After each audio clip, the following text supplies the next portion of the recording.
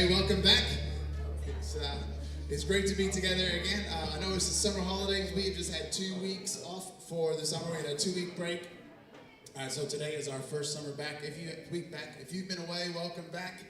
If you're joining us on site in the room, it's awesome to be together. If you're joining us online, thank you so much for being here. I wanted to give you a little heads up about this morning, and I'll tell you what's happening. Hopefully when you came in, you got one of these leaflets. This one says Life is a Highway, and I'm more about that, but this is our summer series for the next few weeks, so hang on to that. Here's what's going to be happening. We've got some time of singing and worship where we sing some songs and praise Jesus and everything he's done in our lives. Then we're going to take a short break, and our children are going to go across the street, our superstars. Our teenagers, our youth, we're staying in for this summer series. So if you're one of the amazing teenagers that we have, you're stuck listening to me this morning. So you'll survive. You'll make it. No. We're in here this morning, and it's awesome, really great to have you in here with us. And then after the service, we're going to have a whole bunch of pastries that magically appear from pastry fairies. So don't go running away, because we got a whole bunch of stuff coming out at the end. We're having a shorter service. So just give you a heads up about what's going on. I was going to say a quick short prayer, and I hand it over to amazing Kevin and the team to lead us this morning in worship. Jesus, thank you so much for everything that you are, everything you've done in our lives. It's just a joy to learn more about you, and it's a delight to discover how much you love us and how much you're working in our lives. God, we thank you so much for that. We thank you for all of our testimonies, the way that you've changed our lives, and the way that you are changing our lives. Thank you so much for who you are. In your name we pray. Amen.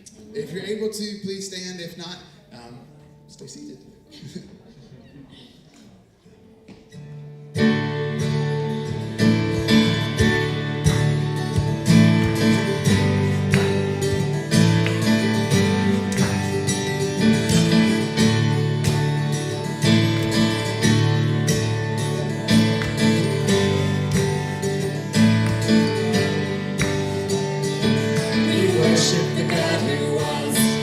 Worship the God who is. We worship the God who evermore will be. He opened the prison doors. He parted the raging sea. My God, he holds the victory. There's joy in the house of the Lord. There's joy in the house of the Lord today. And we won't be quiet. We shout out your praise. There's joy in the house of the Lord. Our God is surely in this place. We won't be quiet. We shout out your praise.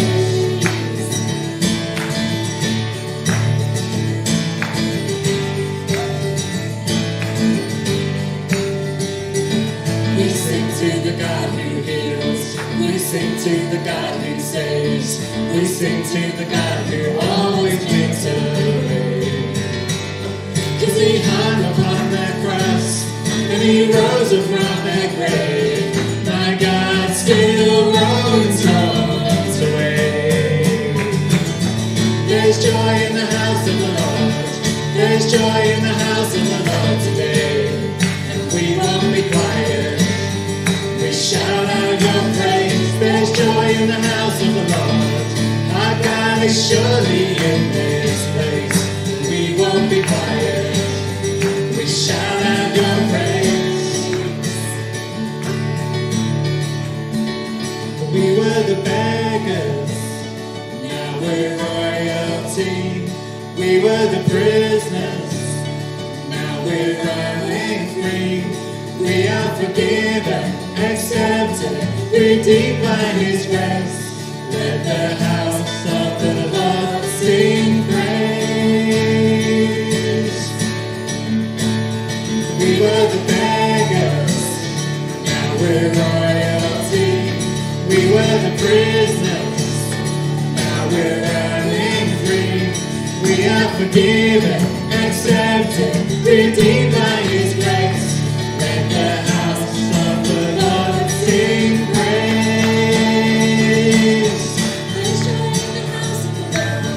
There's joy in the house of the Lord today, and we won't be quiet. We shout out your praise. There's joy in the house of the Lord. Our God surely in this place. We won't be quiet. We shout out your praise. There's joy in the house of the Lord. There's joy in the house of the Lord today. And we won't be quiet. We shout out your praise. There's joy in the house of the Lord. Our God is surely in this place. And we won't be quiet. We shout out your praise.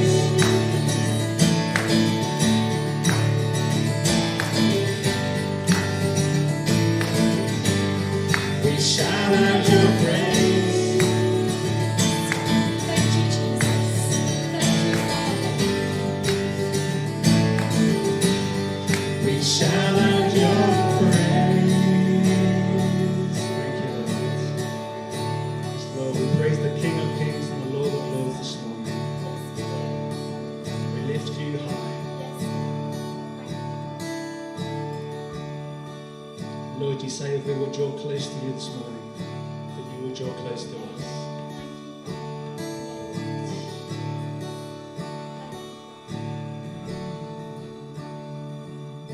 If faith can move the mountains, let the mountains move. We come with expectation, we're waiting here for you.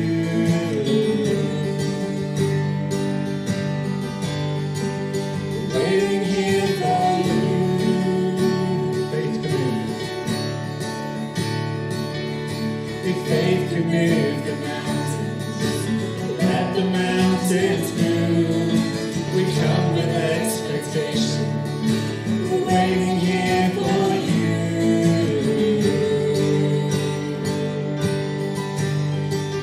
We're waiting here for you.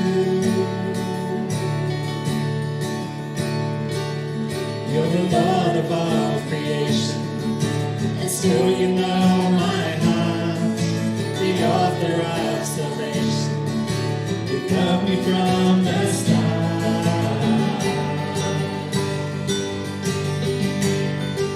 We're waiting here for you, with our hands lifted high in praise. And it's you we adore, singing hallelujah.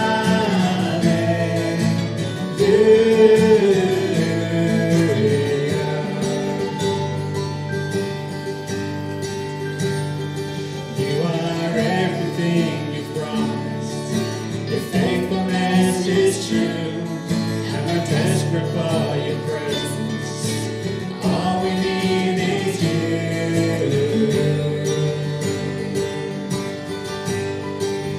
Waiting here for you, with our hands lifted high in praise. And it's you we adore, singing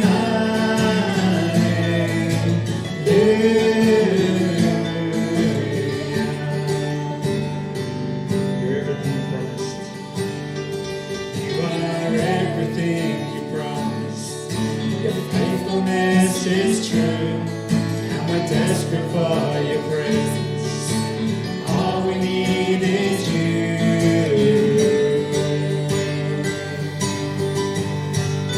We're waiting here for you, with our hands lifted high in praise. And it's you we adore, singing hallelujah, singing hallelujah, singing hallelujah.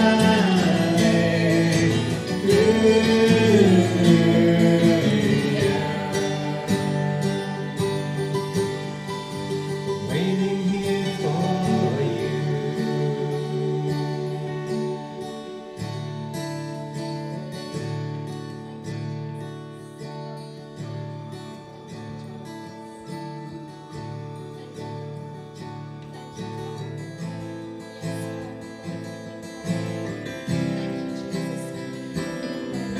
Worthy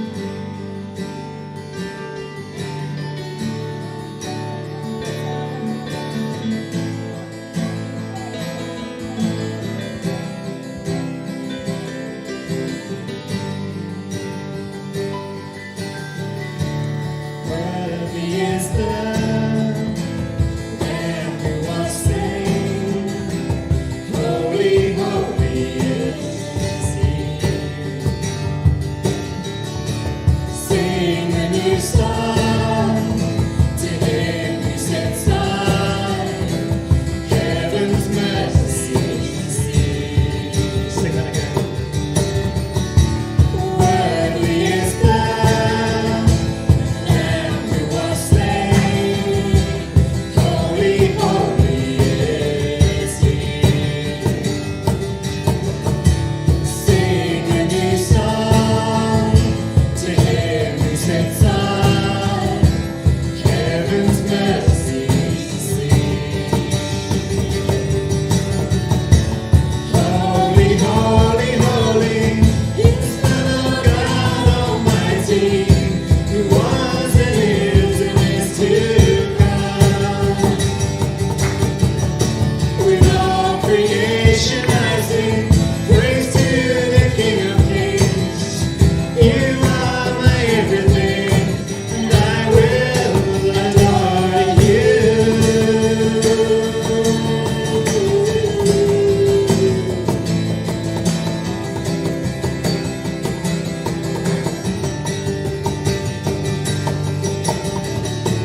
Clothed in rainbows of living color, flashes of lightning, rolls of thunder. Blessing and honor, strength and glory and power be to you, the only wise King. Holy, holy, holy is the Lord God Almighty, who was and is to come. With all creation I sing praise to the King of Kings. You are my everything, and I will adore you.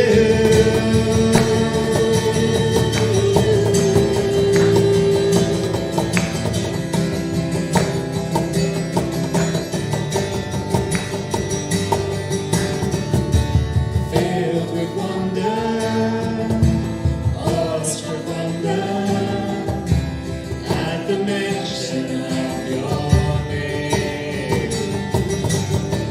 Jesus, your name is power, breath and living water, such a marvelous mystery. Holy, holy, holy is the Lord God Almighty, who was and is to come. With all creation I sing praise to the King of Kings. You are my everything, and I will adore you.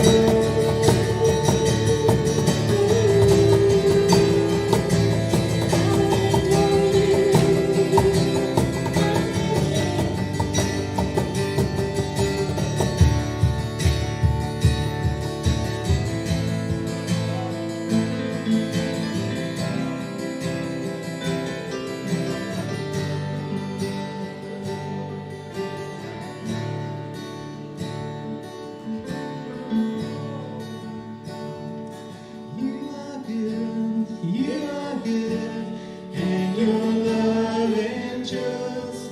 You are good, and your love endures. You are good, and your love endures today.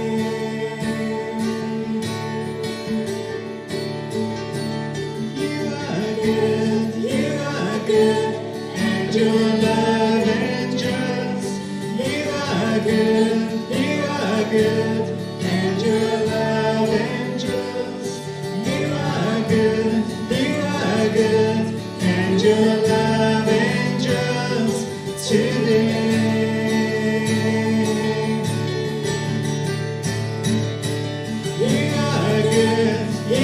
are good, and your love endures. You are good, you are good, and your love endures. You are good,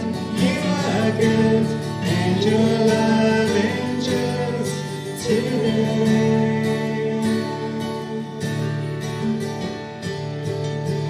You are good, and your love endures. You are good, and your love endures. You are good, and your love endures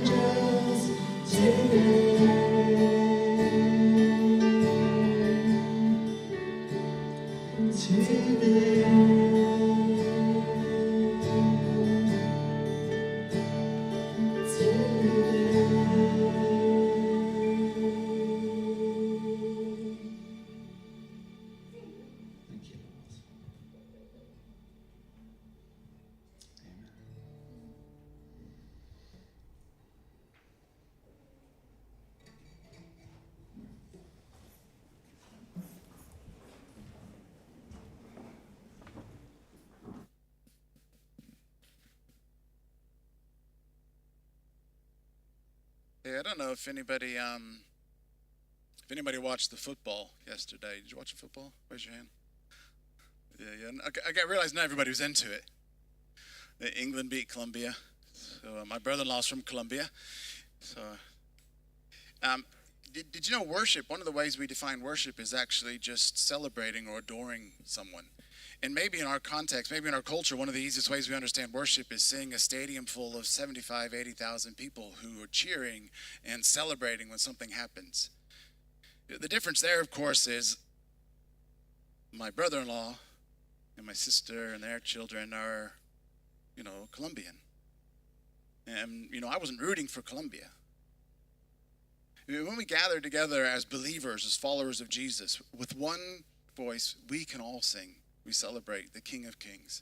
So when we join in worship, one way to think about worship, it might seem a bit weird to see a bunch of people raising their hands or singing songs, but just think about it like this. It's like celebrating at a football match, and it's celebrating in a way that we are unified, not separated, because it's not like everybody on this side of the room actually wants your team to win and everybody on this side of the room wants your team to win.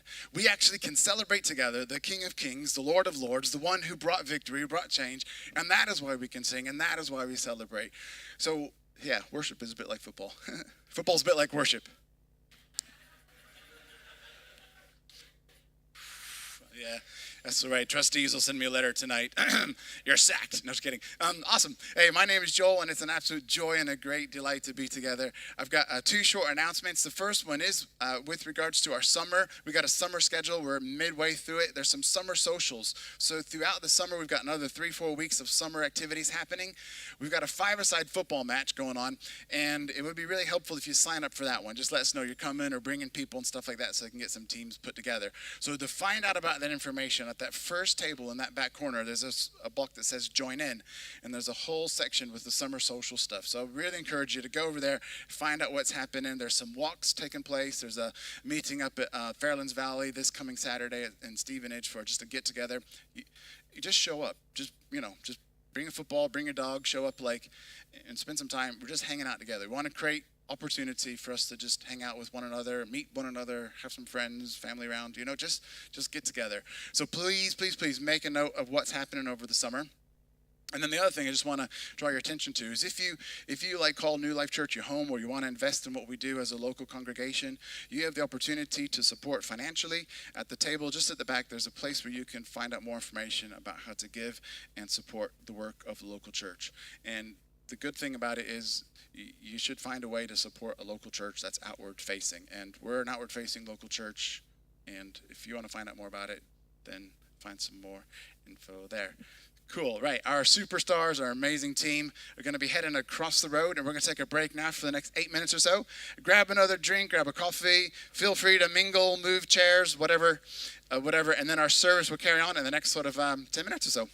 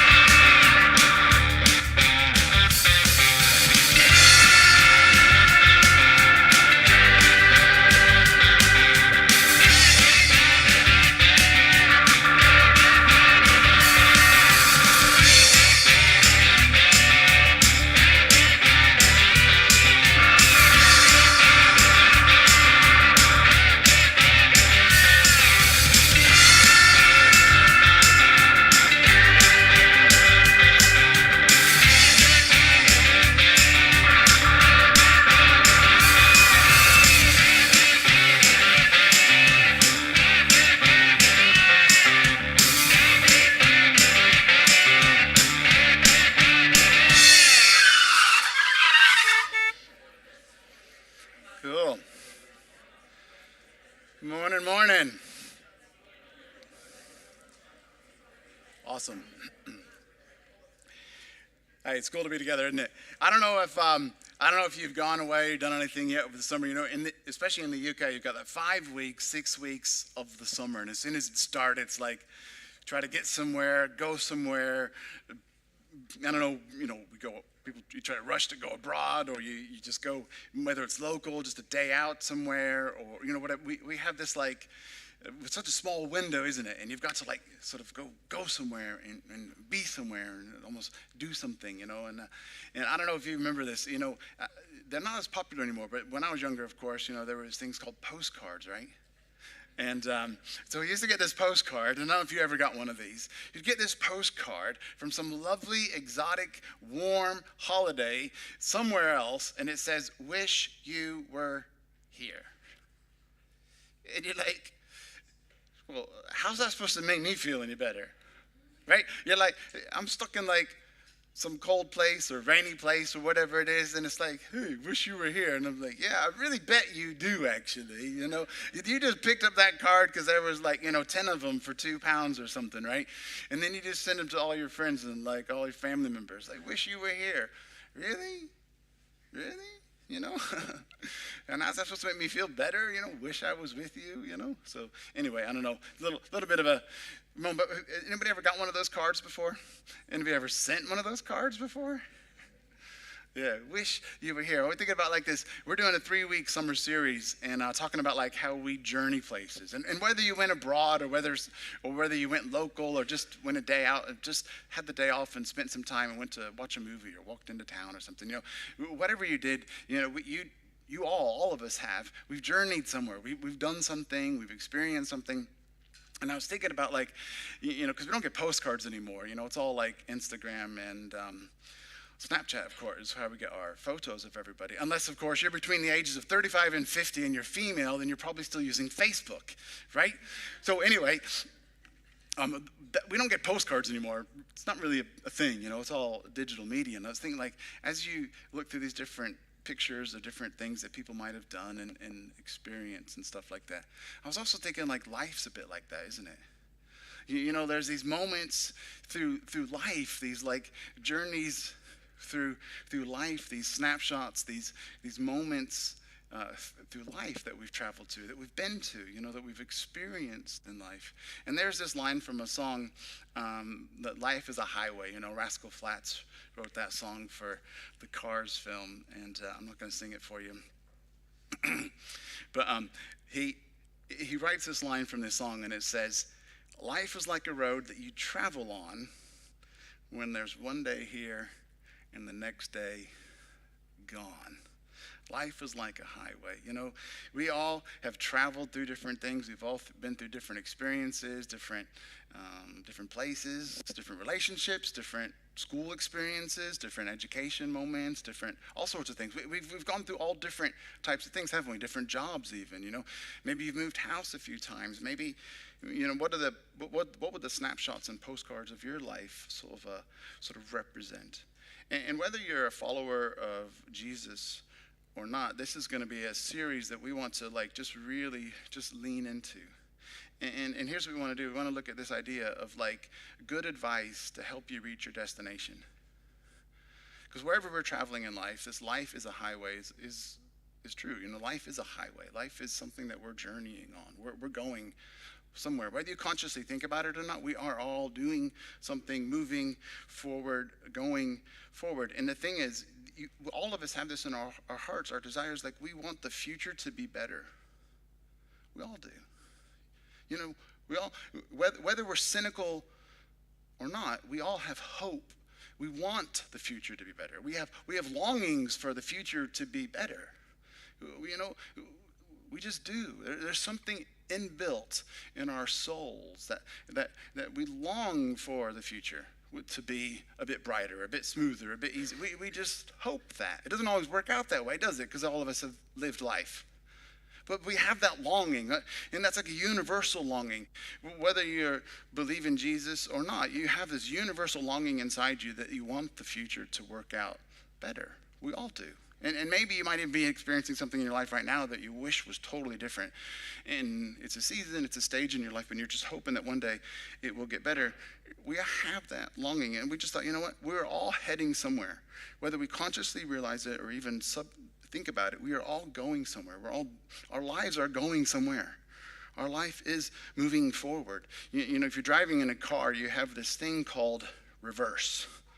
You know, you may have experienced it if you're driving. Your car is built to go one direction, but it has the ability to go another direction.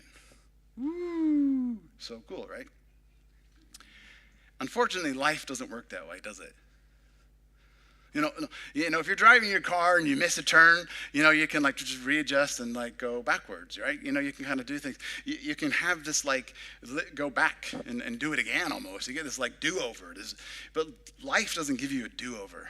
You know, you can't do over your teenage years. You can't redo your 20s. You can't redo your first marriage. You can't redo that choice you made when you worked at a certain company, or you can't redo that choice when you bought that car, which was a dud. Or, you know, we can't redo things. We don't get these do-overs. Life is forward. Life moves forward. Whether we like it or not, it only goes in one direction. Tomorrow is coming. Tomorrow's coming. We can't. Okay, we can't redo the past. Now, we can learn, and we should learn from our past, because our past teaches us important things. Of course it does. And the things we've done yesterday and the week before and the months before and the years before impact our lives. Of course they do. But we can't live life in reverse.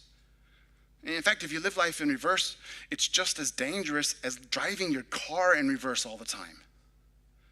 If everything we do is look in reverse and look in that rearview mirror of life, like, you're going to miss what's ahead of you. Same as if you're driving a car and all you do is try to go backwards. It's not really the way it's intended to function. It's intended to go forward, and your life is intended to go forward. And we want to do a 3-week series of just looking at how we can help one another go forward in life, how we can move forward, how we can have some good advice to safely get where we're supposed to go, some good advice to help us reach our destination. And I'm going to ask you to do this as well for me. Now, maybe there's somebody in your life that you could invite to sit with you. Who could you invite to be part of these next 3 weeks? Who could you invite to participate and just sit and say, hey, come along. Here's what we're doing at our church. We're doing some really practical stuff for a couple weeks, and it's all about some good advice to move forward in life. Maybe there's somebody in your life you could invite. Maybe there's somebody in your life you could forward the link to, if you like. But we are all moving forward, and we all want the future to be good. We really do that. We do want that. That's in our hearts. And I believe we can help each other. I believe we can. I believe we can work together and help one another move forward together in life. I think we can do that. And here's the first bit of good advice. Super practical. Choose a destination. See, I told you it's practical, right? Choose a destination. Choose a destination. Yeah. So I'm going to take you back in time again. I told you about postcards. I'm going to take you even further back in time. Some of you will remember, some of your parents will remember this. There was this thing called a travel agent. Yeah? A travel agent. Yeah. And this travel agent had a space on the high street. And they sat behind a row of desks, usually 3 or 4 desks on one side of this room. And then on the other side of the room, the whole wall was covered, like a library, covered in magazines and brochures. And for those of you who've grown up with smartphones, you probably have never experienced this, but let me tell you how your parents and grandparents used to have to go on holiday. They'd go into this room, they'd sit down with somebody, and this person would clickety-clack away on a computer. They'd get some of these magazines, get some of these brochures, and they'd ask you all these questions. They'd say, like, where do you want to go? What do you want to do? And it's like this. I'll show you. They still have them. So here we have, this is like family holiday. So you come in and they ask you some questions, and just look how blue it is. That's amazing. Oh, look at that. Smiling children's faces going to an airplane. This person has never traveled with children in an airplane. Oh, my word. I mean, they're actually sitting on the plane together, smiling and happy. Oh my gosh. Look at that. Woo. Look at this, all mapped out. I mean, it's just blue after blue after blue. It looks so lovely and so bright and so much fun. Wow, you know, so what you do is you would go through these and you'd figure out the kind of stuff that you wanted to do as a family. They would then click and clack on a computer, and then they would say to you, this is how much it costs, and this is what you get, and this is where you fly from, and do you want full board or half board, and all this kind of stuff. And you had all of this opportunity, all of these choices. So we got family holidays, holiday villages, and Splash World, whatever that is. I think that's water park places. This was for the more, this is for the more conscious consumer. I don't think you go with children to these places. There's no blue. It's all white and posh. All right. It just shows pictures of bedrooms as well. You definitely don't go here with children. This is not splash parks and pools, right? So this is what your parents would do. This is what your grandparents would do. You go through these like pictures of these. Oh, here's another posh one as well. You go through these like brochures and try to figure out. There's so much choice, so much options, so many things to choose from. It's just so much stuff. And the thing is, when Beth went in this week, and Beth and Kate and my wife and youngest son, they collected these flyers, these brochures from a travel agent in town. Didn't even know there still was one. There still is one. It's a museum, you guys. You could go check it out. It's open like Tuesdays and Thursdays from 12 to 4. No, anyway, so you can go check out this museum. And anyway, so the first thing that this lady said to Beth, she said, "Where do you want to go? Where do you want to go?" That's the first question. Where do you want to go? Because sometimes we live life and we're so like overwhelmed with choice. There's so many options. You know, I could go here, I could study this, I could do that, I could go there, I could work there, I could work this, I could go to this university, I could go to this college, I could go there. We're so bombarded with choice, you know. But it happens all the time because we also, if you want to watch TV, you know, you're bombarded with choice. You're bombarded with options. You're bombarded with supermarkets. You know, we're blessed in the UK to have a plethora of options, but it is bombardment sometimes. There's so much choice, so many options. There's just so much stuff, and sometimes that can happen in life. You know, we can feel overwhelmed because of all the choices that we're experiencing or facing. Or maybe it's difficult for us to make choices. Maybe you grew up in a family or an environment where you were never encouraged to make a choice about stuff. Maybe you were never raised in a place that allowed you to make a choice and that choice was right. Maybe you weren't. You know, and for some of us, it's hard to make the right choice because we're so worried about getting it wrong that we end up not making any choice. And it's not that we don't want to be indecisive. It's that we're just so worried about making the right choice. You know, and I don't know what your experience with making decisions is, but I want to encourage you. You made a really good choice already today. You have come here with clothes on. Okay? You can make decisions. You can make choices. And guess what? You might have also, over there's some tea and some coffee and some water. If you had a drink this morning, can you raise your hand for me? Did you get a drink? Okay. You made a choice. If you didn't get a drink, you made a choice. So well done. You know, you might feel like sometimes I'm not good at making choices. I want to encourage you. Already this morning, before 11 o'clock, you have made a few choices. You've figured out what you're doing, and you've had a tea or a coffee or a water or whatever, and you've figured out where to sit and what to do. So I want to say, well done.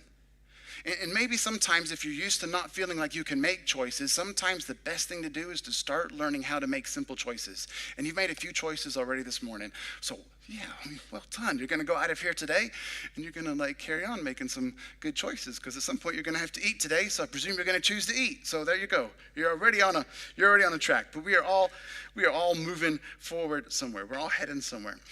And when you make choices, here's why making a choice is important about your life. When you choose your destination, when you make a decision, you choose and you stop drifting. So when we choose, we stop drifting. Okay. When you choose, we move into action. And when you choose, you say no to something else. If you chose a tea this morning, you said no to coffee. Simple as that. Simple. When you choose something, you make a decision, you stop drifting. And when you choose, you move into action. And when you choose, you say no to something.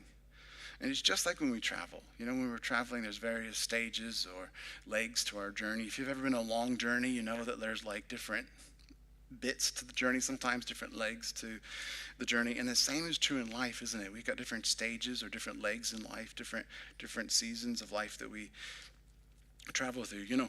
Think about it. Like when you were younger, you went through juniors, primary school, junior school, secondary school. Those are all the seasons. Those are stages. Maybe you're still in secondary school. You're getting ready to go into college, or you're considering whether you stay on and go to sixth form, and you're going to start choosing about your A-levels, or maybe you're a little bit further down the road past that stage. You're going to have to start thinking about universities, and do you go, do you not go? Have to start thinking about that. Or maybe you're looking for a job in the workplace, and what are you going to do in the marketplace? And maybe you're starting to think about a life partner.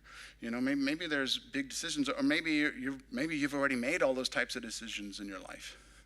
And you're a bit further on, and you're still at a different stage in your life, and you're in your 20s or your 30s or your 40s or your 50s or your 60s or grandparent stage. I don't know. We all have like different seasons, different stages of life, and it's like different parts of our journey. And it's easy to think about that when we're younger, because you finish junior school and you move up, but we don't think about that as often when we're older. But I think it's important to remember that every one of us is always in a stage. Every one of us is always in a season. And this life is a highway, life is a journey. We are actually in the next season of our lives. What season is your life in right now? What stage is your life in? It's good to think about sometimes, practical to think about. And each season, is connected to the previous season. It's just like on a long highway. It's going forward, isn't it? And here's what I want to ask you. I got a couple of questions for you, and I want you to just take a moment and think about it, because we don't always pause and reflect about sometimes where our lives are at. But here's what I want to ask you. I just want to ask you, what season of life are you in right now? It could be one of the teenagers with us this morning, or maybe you're in the grandparent stage. What season of life are you in right now? Are you in a transition? Are you in a settling season? What season are you in right now? As an individual, as a family unit? What are you in? And if you think about our life moving forward, are you happy with where you're heading? If life is a highway and we're going somewhere in life, are you happy with where the direction of your life is currently going? Let's think about it. Maybe you are. Maybe you aren't. Are you happy with where your life is going? And guess what? You've got some control over this. Of course, you can't control circumstances. Of course you can't. And life has a funny way of being life and knocking us off track and doing all those kind of things. But we still have the ability to choose a destination. You can still choose a destination. You can still choose a destination. You can still decide, this is where I'm heading. This is what I want my life to look like in the future. It might not be that way right now. It might not be how I expected it or hoped for or anticipated, and things could have happened along the way that knocked me a little bit off course. But my destination, although I've had some diversions, I still know where I'm going. I still have a destination. If you don't have a destination in mind, here's what's going to happen. Your circumstance is going to hit you, and you're going to think there's no point going on. You're going to think there's no value in actually going forward. But life is just going to keep going forward, whether you like it or not. Tomorrow is coming. And even though we like to pull back and resist and hold back and pull down, sometimes we just don't. Life just carries on. We don't get the opportunity to just check out. So I don't know what you're facing right now, what circumstances you've got going in your life, but when we choose a destination, it will help us know where we want to go. And it also will help us think about, is it where we want to be, And here's the other thing why it's important to choose a destination. Because we stop having wishful thinking. So when you choose, you stop doing wishful thinking. Here's wishful thinking. Wishful thinking is great. Really good. It's fun to have intentions. It's great to have good intentions. You might intend to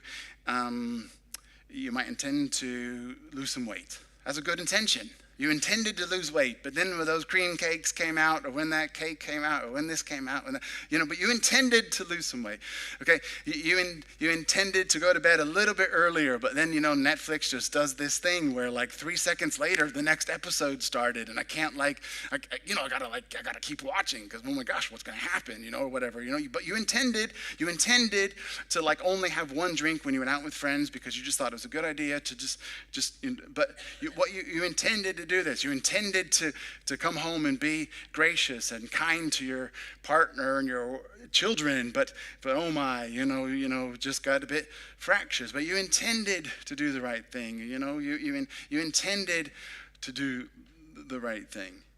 But see, we intend to I meant to call that person, or I really wanted to do this, or I really wanted to serve on this team maybe, or join a small group. We got small groups that we call fused groups. I intend to do that one day. I intend to do it one day. And intentions are good, but intentions are nothing without action. They're just wishful thinking.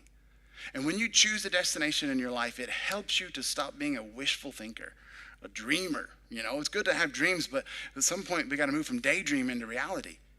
We got to move things into action, and learning to choose a destination and make decisions helps us. We intend to I intend to only spend this much money when I go to the supermarket this week, but in reality I spent a bit more. We have these good intentions all the time, but we have to learn to move forward. And the thing is, remember, when you choose, you make a decision, or you stop drifting. When you choose, you move into action. And when you choose, you say no to something else. And that helps us get out of this realm of wishful thinking. Because when I choose and I learn to say no to something else, it means I begin to learn in my life and move forward. Wishful thinking is like flicking through holiday brochures, but going nowhere. It's wishful thinking. Cool, moving on. Think about this. Our decisions move our life into action. And when you make decisions on the highway of life, when you make a decision, when you start moving forward, you know what's amazing about this? It can change your destination. I said earlier, if you're not happy with where your life's headed, if you're not happy with the current destination, did you know that your decisions can determine your destination? Andy Stanley says, decisions determine destination. And it might not happen, it won't happen immediately, but over time, a little change of direction changes the destination, doesn't it? And that's why it's important for us to all learn to choose and make decisions. And if you're not happy with your way that your life is heading, think about what changes might you need to make in your life. Just super practical. What changes might you need to make? Okay, next thing. This is another practical tip. Good advice for living.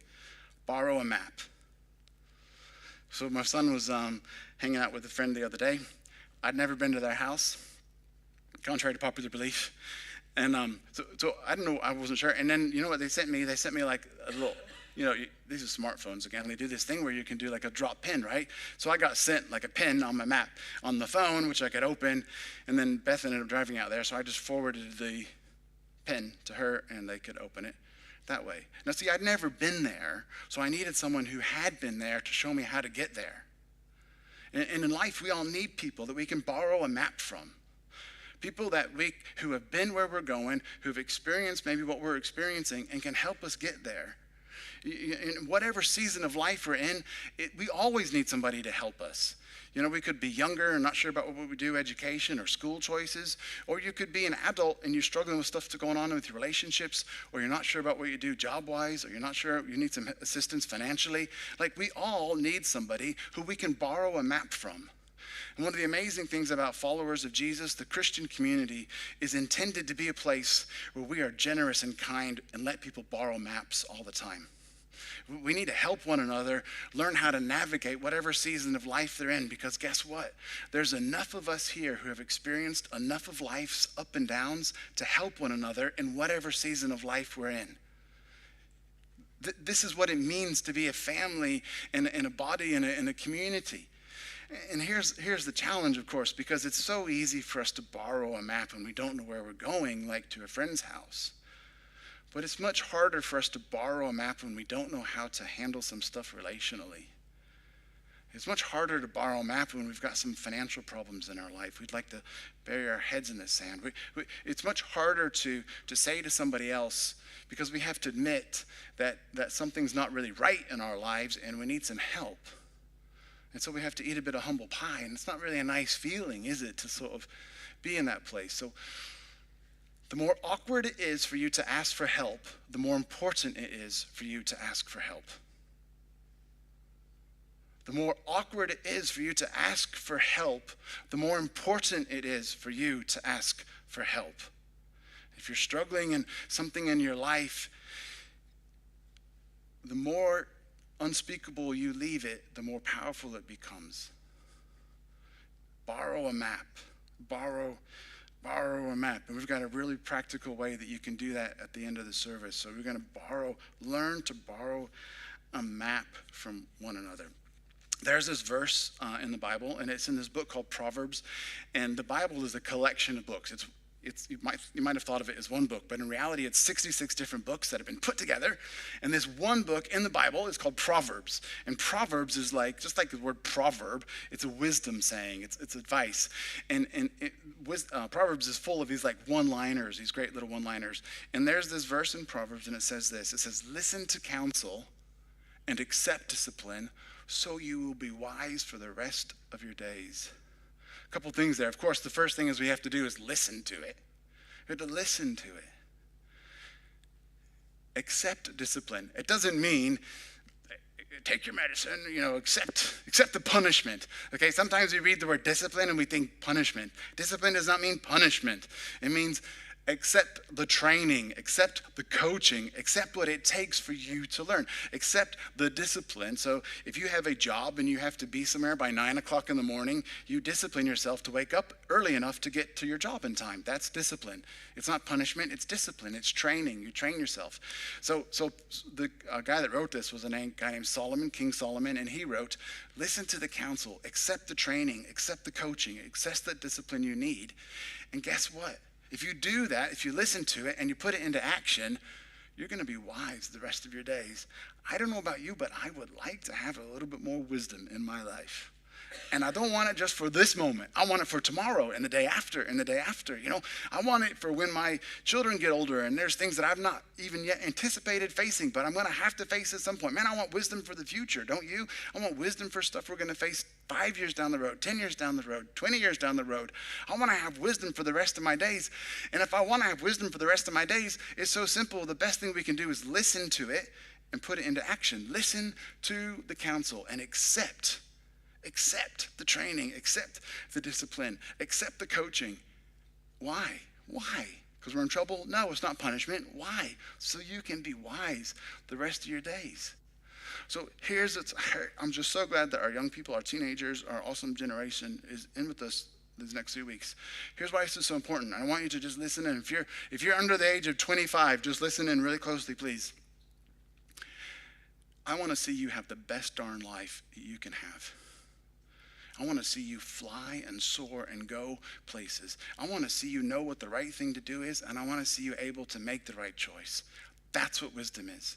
Wisdom is knowing what to do and then doing it. That's wisdom. And my heart for you is to see you grow up in a place where you have wisdom. And here's how you do it. I'm sorry, this is going to sound really bad. You got to listen to people that are speaking into your life. Some people are so annoying, okay? I had parents as well. Some people are so annoying and they get on our nerves, okay? Some of our teachers are annoying, okay? I'm sorry, they are. But when someone has said the same thing to you a few times in a row, that's a big clue in life. That's something I should start to pay attention to. It's probably uncomfortable because training and coaching and disciplining is uncomfortable. But if we learn to listen and do something about it, you will be wise for the rest of your days. And if you learn it now, trust me, there's a room full of people who didn't learn this in life. And we can tell you from firsthand experience, man, having wisdom when I'm younger and making the right choices when I'm younger would have helped me so much. So please pay attention to it, lean into it, listen to the counsel, listen to the advice, and put it into practice, and you will grow in wisdom.